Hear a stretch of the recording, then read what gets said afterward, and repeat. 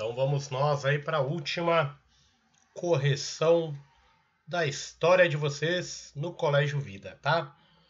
Vamos lá então. Então a 1, pessoal, lembrando que é um conteúdo aí, na verdade, de todo o ensino fundamental, né? Desde o 6º ano tal até o 9º.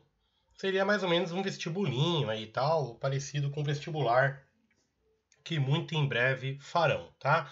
Então a 1, galera, estava perguntando da sociedade espartana, que era uma sociedade aristocrática, né? Onde poucas pessoas governavam e altamente militarizada, né?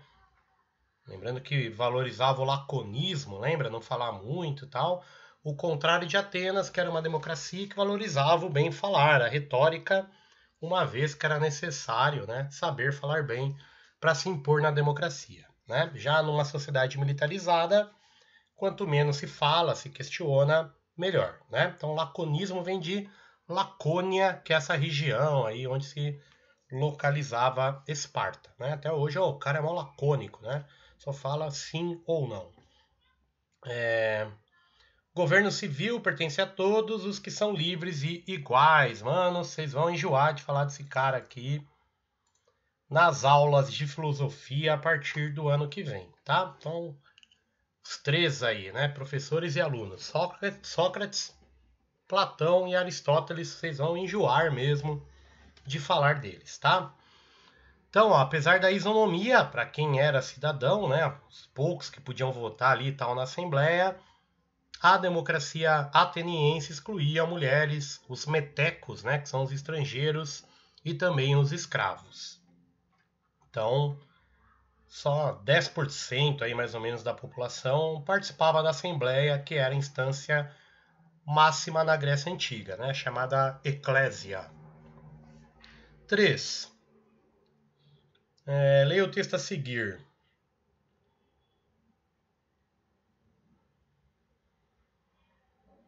Perguntando aí, né, resumindo, sobre a República Romana. Então, o que foi esse período? Ela teve monarquia, república e império, né? E durante a república, galera, até meio no império também tinha bastante força, mas sobretudo na república quem mandava era o Senado, que eram senadores aí bem sênior, né? Aqueles antigos, mais velhos, que eram de famílias patrícias aí que faziam parte do Senado e que governavam de fato Roma, né? Coronelismo, pessoal, foi um assunto que a gente falou esse ano, né? Quando a gente falou da República Velha. Então, como que o coronelismo, aí, os coronéis, tal, na área rural, faziam impor, aí, vamos dizer assim, seu voto, né? De duas formas. Violência, ameaça, né? Ou cala a boca aí, vota em mim, senão tá ferrado. Ou de uma forma ali que uma troca de favores. Ó, te dou uma cesta básica, um par de sapato, um emprego se eu ganhar e coisa do tipo, né? Então cada coronel aí da área rural e mesmo dos centros urbanos aí do período tinham o que a gente chama de curral eleitoral.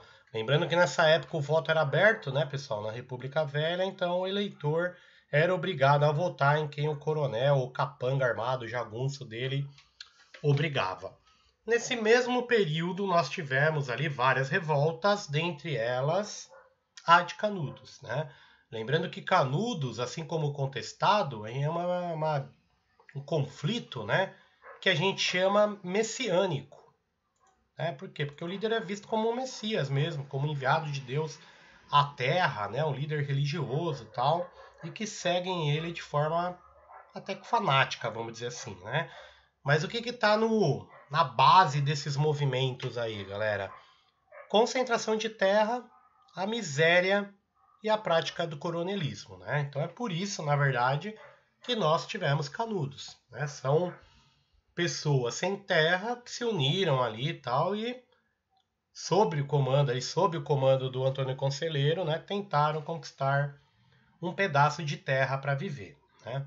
Isso aqui eu comentei com vocês, galera, foi quando a ditadura, né, acabou pegando o Congresso da Uni aqui em Biúna, onde muita gente vai e tal, ali num sítio que alugaram, e aí vieram delegados da União Nacional dos Estudantes do Brasil inteiro. E aí a ditadura, alguém falou que estava acontecendo, acabou ali, né, prendendo acho que quase 300 aí participantes, tá? E perguntava, galera, o que a gente pode inferir aí sobre o período, né? Olhando a capa da revista, que é um governo autoritário, ditatorial, que reprimiu aí e suprimiu direitos civis, né? Liberdade de expressão, de se associar, fazer reunião, de falar o que pensa, né? No período não podia. Departamento de Imprensa e Propaganda, galera. Qual era o objetivo dele? Eu falei isso aí a vida inteira para vocês, né?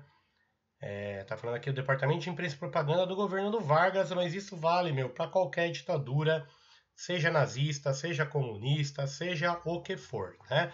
Então toda ditadura tem um órgão de governo que vai fazer duas coisas.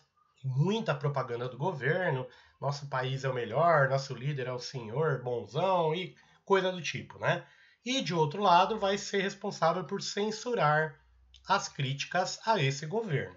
Então, Goebbels, por exemplo, que era o ministro da propaganda nazista, era essa a função, né? Muita propaganda, aquela lavagem cerebral para a população odiar judeus. E por outro lado aí, né, levando quase ao céu aí a figura de Hitler, tá? Primeira Constituição do Brasil, galera, lembrando que ela é do dia 25 de março. Por isso que a gente tem lá a Rua 25 de Março, né? O que ela estabelecia? Um governo monárquico hereditário, poder de pai para filho, tal. E o imperador tinha na mão do imperador o poder moderador, que transformava ele, aí, o Dom Pedro I, e depois o filho dele, o segundo, num rei absolutista, né? A nona, galera, fala do Nelson Mandela, que foi aquele presidente, né, que lutou lá contra o apartheid na África do Sul.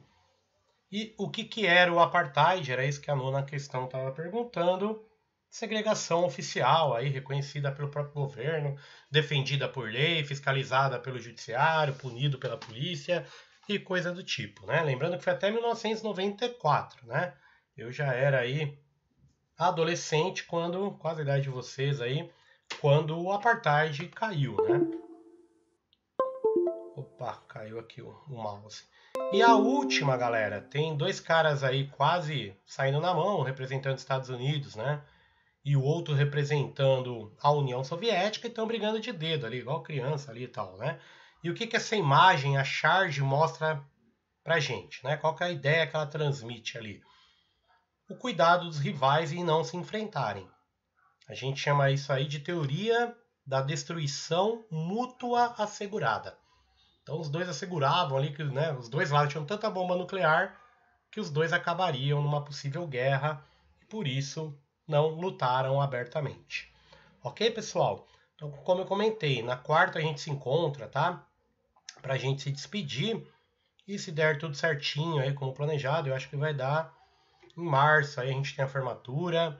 E os meninos aí, as meninas que quiserem jogar também, perdem pra gente, pros professores no futebol. Beleza? E que acabe logo, né, galera? Que eu quero que acabe logo aí antes que o São Paulo ganhe um título e tenha que aguentar alguns alunos dessa sala, né? Parece que tá próximo isso. O mundo tá doido mesmo. Falou, galera. Bom final de semana.